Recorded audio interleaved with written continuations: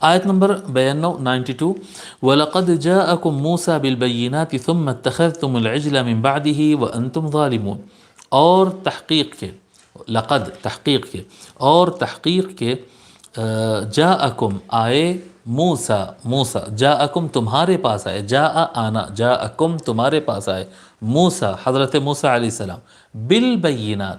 جاء کا صلہ ہم سابق میں بتائے تھے کہ جاء کے بعد اگر بے آ جائے تو یہ بے کا مطلب سے ہوتا ہے، جاء بی کا مطلب ہوتا ہے جاء آیا، جاء بی لایا، لایا معنی ہوتا ہے۔ وَلَقَدْ جَاءَكُمْ مُوسَى بِالْبَيِّنَاتِ، بینات کس کو کہتے ہیں؟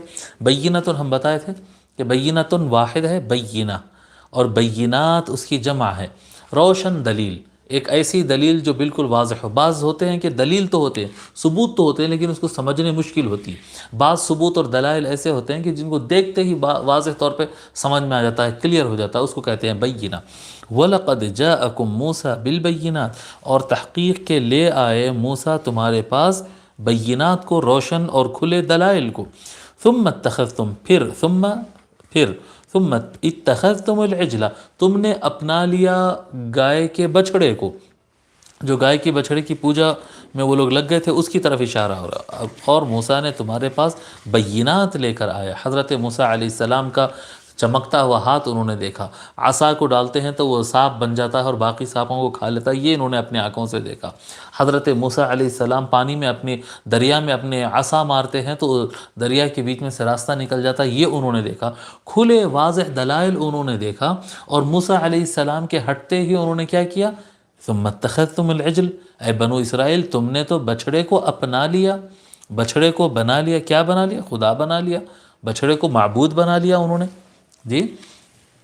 ثم اتخذتم العجل من بعده وانتم ظالمون، من بعده ان کے بعد، یعنی ان کے جانے کے بعد۔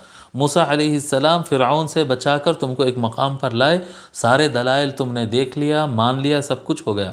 اب اللہ تبارک و تعالی ان کو تورات کے مزید صحائف اور آیات دینے کے لیے ان کو طور پر بلایا۔ جب وہ طور پر گئے، بس ان کے جاتے ہی یہ لوگ جو ہیں بچھڑے کو خدا اور معبود بنا لیے اور اس کی عبادت شروع کر دیے۔ اور یہ کیا تھا؟ یہ وَأَنْتُمْ ظَالِمُونَ، جس وقت تم نے بچھڑے کو اپنا معبود بنا لیا، جس وقت تم نے بچھڑے کو اپنا لیا، گائے کے بچھڑے کو اپنا لیا، وَأَنْتُمْ ظَالِمُونَ، اس حالت میں کہ تم ظالم تھے۔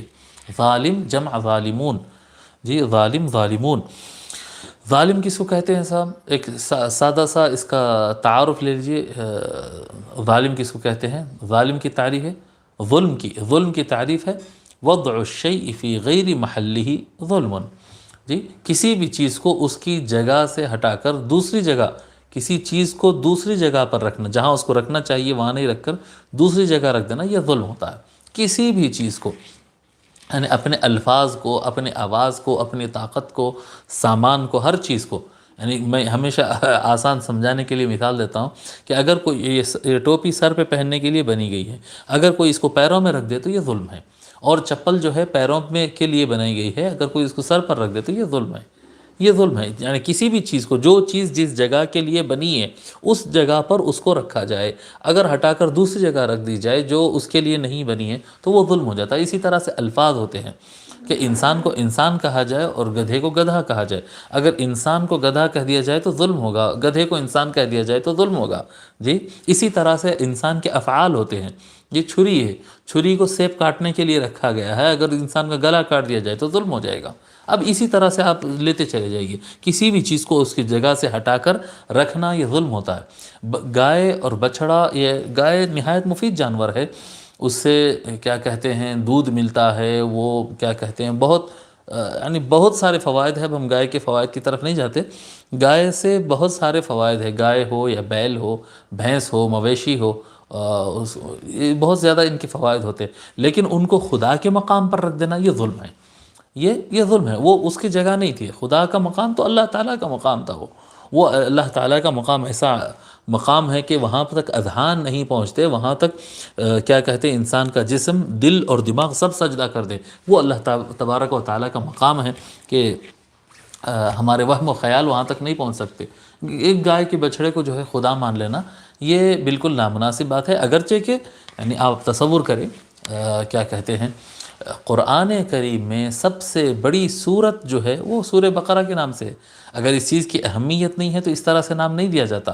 مکمل ایک رکوع اور اس سے زیادہ مختلف آیات میں بقرہ کا اللہ تبارک و تعالیٰ نے، گائے کا اللہ تعالیٰ نے ذکر کیا ہے۔